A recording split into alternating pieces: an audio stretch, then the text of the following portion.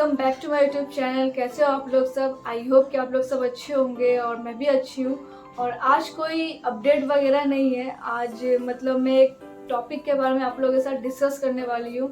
बहुत ही important topic है जो कि कैश ट्रांजेक्शन से रिलेटेड है। जो कि कैश ट्रांजेक्शन हमारा टैक्स ऑडिट और टैक्स ऑडिट में तो इम्पॉर्टेंट रोल प्ले करता ही है। प्लस हमें वो टीडीएस में भी पता चलता है। टीडीएस के ऊपर भी इसके ऊपर टीडीएस करता है कि हमारा कैश विड्रॉल के ऊपर कितना परसेंट टीडीएस कितना लिमिटेशन होना चाहिए, पेनल्टी क्या लगता है क्या नहीं लगता है। तो ये सब के बारे में मैं आप लोगों के साथ डिटेल में इनके बारे में बात करने वाली हूँ। तो वीडियो में बने रहिए। इंटरेस्टिंग टॉपिक है, मुझे बहुत इंटरेस्टिंग लगता है ये सब बारे में डिस्कस करना। आई होप कि आप लोग को भी इंटरेस्टिंग लगेगा। तो वीडियो में बने रहिएगा। वीडियो का एक भी पार्ट आप लोग स्किप मत कीजिएगा क्योंकि अभी ये इंपॉर्टेंट पार्ट प्ले करने वाला है। अभी हमारा टैक्स ऑडिट का टाइम आ रहा है। इंडिविजुअल रिटर्न के बाद हमारा पहला टाइम आएगा टैक्स ऑडिट का ही। तो वीडियो में बने रहिएगा। वीडियो का एक भी पार्ट स्किप मत कीजिएगा। वीडियो अगर पसंद आता है तो वीडियो को लाइक कर दीजिएगा और चैनल सब्सक्राइब कर दीजिएगा फॉर मोर वीडियोस। तो चलिए मैं वीडियो को अपने कंप्यूटर स्क्रीन से कंटिन्यू करती हूँ ताकि मैं आप लोगों को वो चीज़ अच्छे से डिटेल में समझा पाऊँ।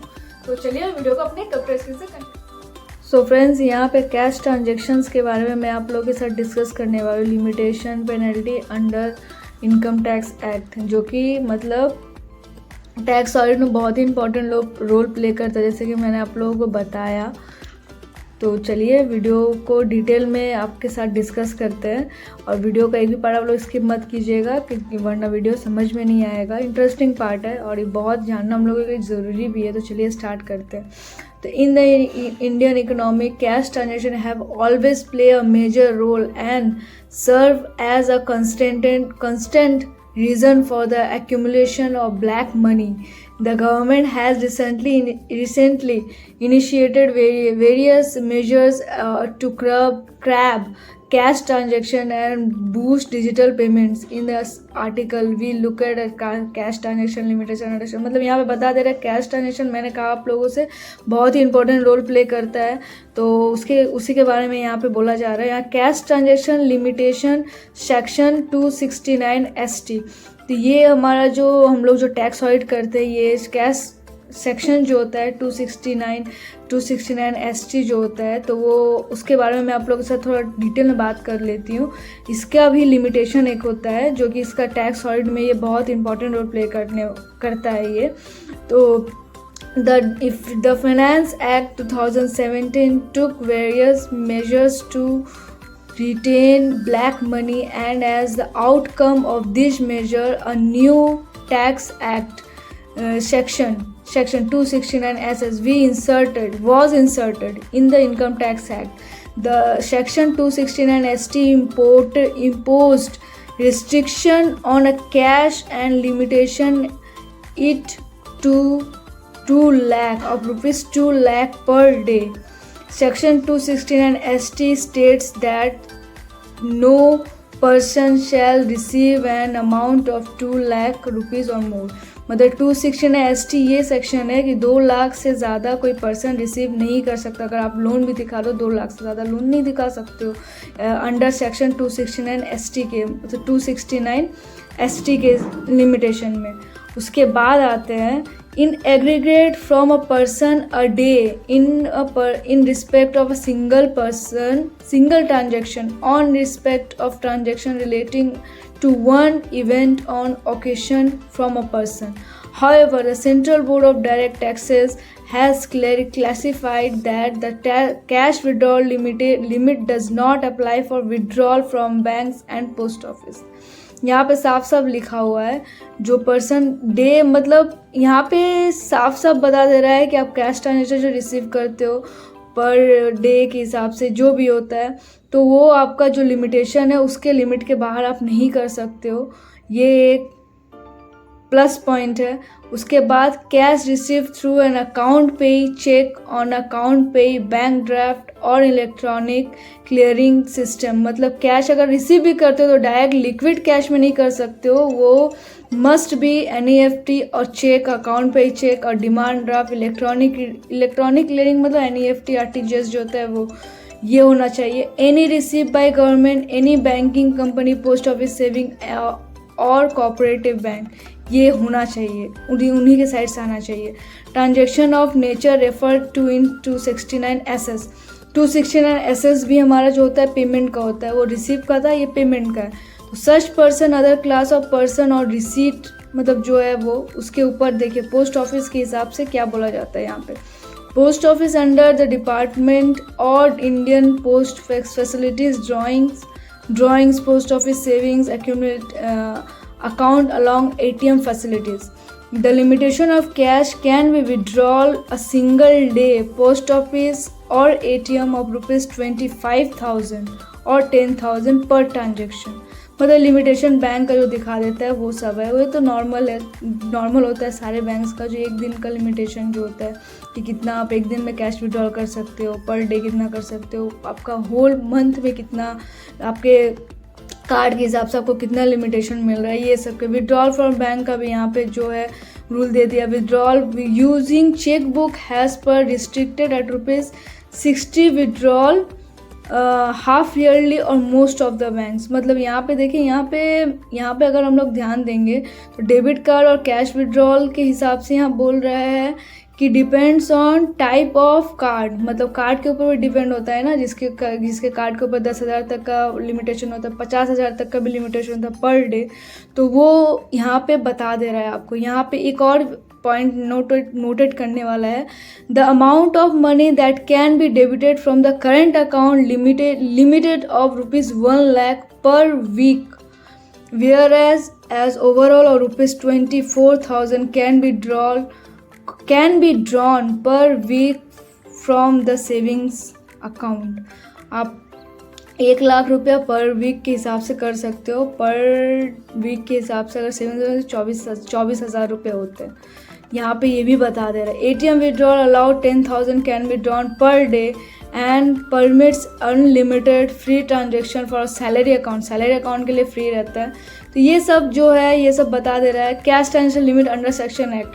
कैश ट्रांजेक्शन जो होता है, जो मैं इसी पॉइंट की मैं बात कर रही थी फ्रेंड्स, जो ये कैश ट्रांजेक्शन इनकम टैक्स के एक्ट में ये वाला चीज़ जो है section 40A sub section 3 and section 43 pertains cash payment, section 269 SS and section 269 ST cash receipts, ये कैश रिसीट्स के लिए है। और 269T जो होता है, 269T होता है वो कैश रीपेमेंट का होता है, जो लोन वगैरह रीपेमेंट होता है, रीपेमेंट डिपॉजिट्स होते हैं। तो ये जो 3 जो पॉइंट्स है ये बहुत ही इंपॉर्टेंट सेक्शन है, जो कि बहुत ही इंपॉर्टेंट रोल प्ले करते हैं। अब ये सेक्शन के बारे में आप लोग से थोड़ा सा डिस्कस कर देती हूँ कि आप लोगों को शायद मेरा वीडियो से हेल्प मिल जाए। तो section 40 subsection 40A subsection 3 income tax act जो होता है वो cash limited expenditure mode cash transaction जो होता है, जिसमें एक्सपेंडिचर 10,000 से ज़्यादा आप कैश नहीं दिखा सकते हो। ये कैजुअली ये होता है, ये इनके हिसाब से आप 10,000 से पेमेंट ज़्यादा नहीं दिखा सकते हो, ये इस सेक्शन के हिसाब से। मतलब सेक्शन 40A सबसेक्शन 3।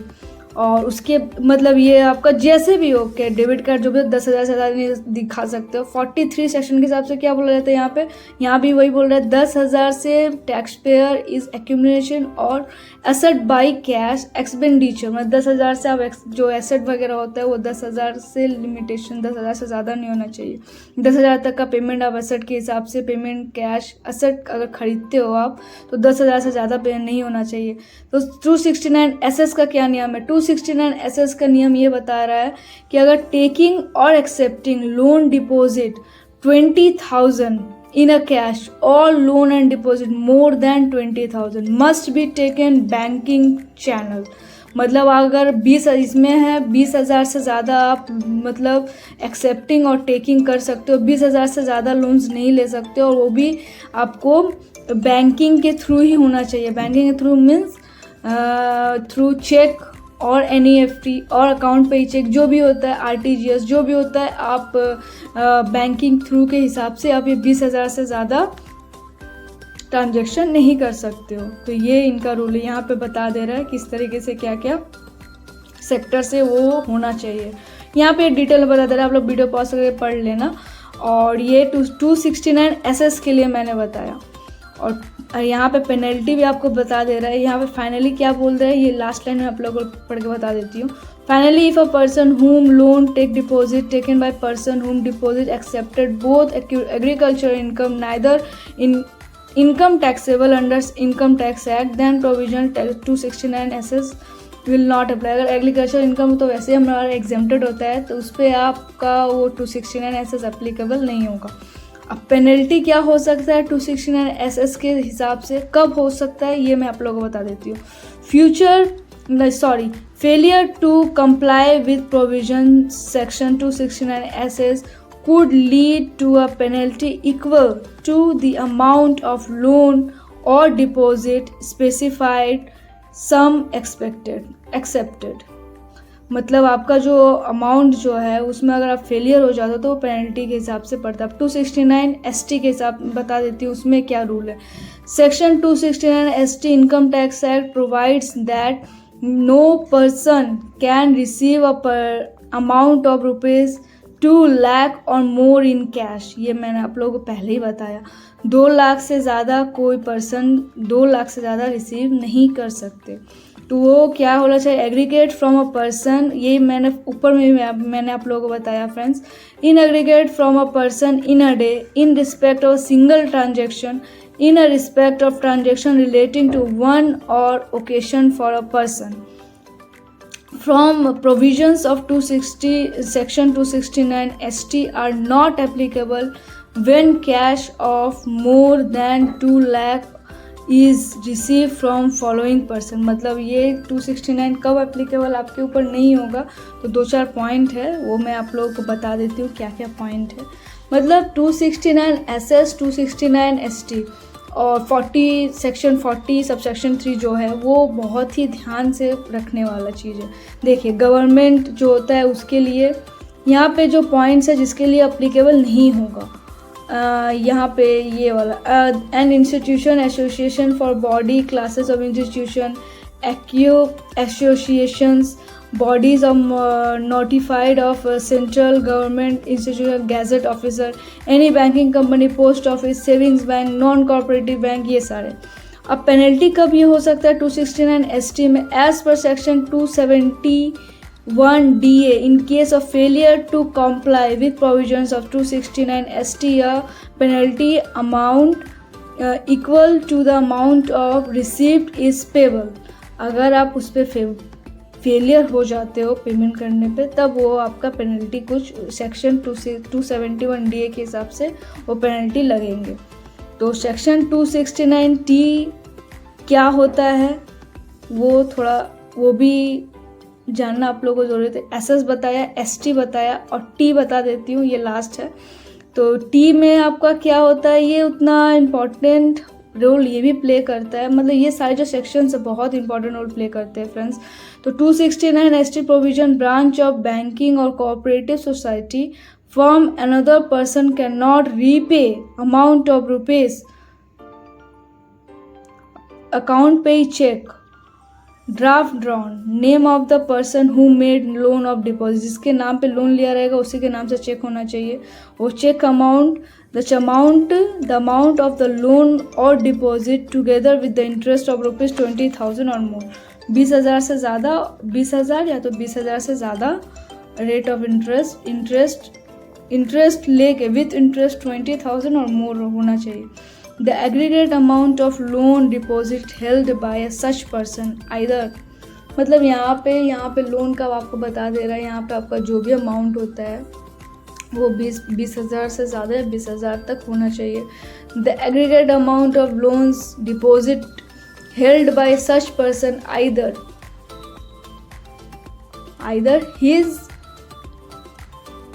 हिज जो भी अपना जॉइंटली पर्सन जो होता है, मतलब जो भी हो 20% से ज़्यादा नहीं होना चाहिए. और पेनल्टी तो सबके लिए सेम, अगर वो फेल करता है बस यह सेक्शन अलग है. मतलब यहाँ पे अगर कोई फेल करता है वो रिपेमेंट देने के लिए तो सब अंडर सेक्शन 271E के हिसाब से उसके ऊपर इंटरेस्ट चार्ज किया जाएगा. जितना अमाउंट और उसका रिपेड है उसके हिसाब से. तो ये था पूरा कैश ट्रांजेक्शन का डिटेल। आई होप कि आप लोगों को समझ आया होगा फ्रेंड्स। आप लोगों ने भी देखा कि कितने सारे कैश ट्रांजेक्शन्स में मतलब कितने सारे क्लॉज होते हैं और कितने सारे मतलब रूल्स जो होते हैं जो कि फॉलो करने पड़ते हैं, और कैश के ट्रांजेक्शन में भी कितने सारे लिमिटेशन, कितने सारे मतलब वो लिमिटेशन अगर क्रॉस हो जाता है तो हमें पेनल्टी भी भरने पड़ते हैं। तो यही सारा था, तो मैं सोचा कि आप लोगों के साथ भी डिस्कस करूं, शायद आप लोग के लिए हेल्पफुल लगे। मैं बस यही चाहती हूं कि मुझे जो नॉलेज है मैं आप लोगों के साथ भी वो नॉलेज शेयर करती रहूं, और वो मैं करती भी हूं। आई होप कि मैं आप लोगों को अच्छे से समझा पाती होंगी। मैं जो समझा पाती हूँ, मतलब मैं जो समझाती हूँ आप लोग अच्छे से समझ आता होगा। तो चलिए मैं वीडियो को ज़्यादा लंबा नहीं करती हूँ, वैसे ही बहुत ज़्यादा लंबा हो चुका है ये वीडियो। आई होप कि आप लोगों को पसंद आया होगा। तो पसंद आया होगा तो वीडियो को लाइक कर दीजिएगा और चैनल को सब्सक्राइब कर दीजिएगा फॉर मोर वीडियोस। और मैं ट्राई करती हूँ कुछ न्यू अपने चैनल पे कुछ न्यू टॉपिक को लेकर आप लोगों के साथ डिस्कस करूँ। तो मैं बस वही करती हूँ फ्रेंड्स। तो आप लोग थोड़ा मुझे सपोर्ट भी, आप लोग का सपोर्ट का भी ज़रूरत है, तो आप लोग मुझे सपोर्ट भी क्या करो। तो चलिए वीडियो को वैसे ज़्यादा लंबा नहीं करते हैं। तो वीडियो को पसंद आता है तो वीडियो को लाइक कर दीजिएगा और चैनल को सब्सक्राइब कर दीजिएगा फॉर मोर वीडियोस। और कहीं कहीं मेरा अगर 2 वर्ड रिपीट हो जाता है तो आप लोग थोड़ा एडजस्ट कर लीजिएगा, क्योंकि मेरा मतलब मैं खैर छोड़िए। तो चलिए वीडियो को ज़्यादा लंबा नहीं करते, वीडियो को पसंद आता है तो वीडियो को लाइक कर दीजिएगा और चैनल को सब्सक्राइब कर दीजिएगा फॉर मोर वीडियोस। तो मिलते हैं नेक्स्ट किसी वीडियो में कुछ न्यू टॉपिक के साथ, तब तक के लिए बाय।